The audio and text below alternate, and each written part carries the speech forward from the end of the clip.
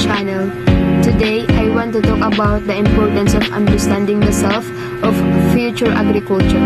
As we all know, agriculture is the world's growing population. Pero ano nga ba ang gagawin nito sa agrikultura?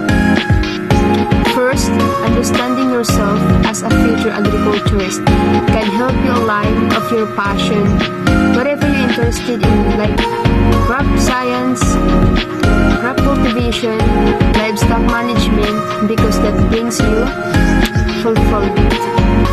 Second is self-awareness. As a future agriculturist, dapat meron kang self-awareness. It helps you identify your strengths and weaknesses. By understanding your strength, you can focus on becoming an expert of chosen area. Acknowledge your weaknesses so you can seek opportunities for growing improvement. Understanding yourself is a set realistic goals and expectation.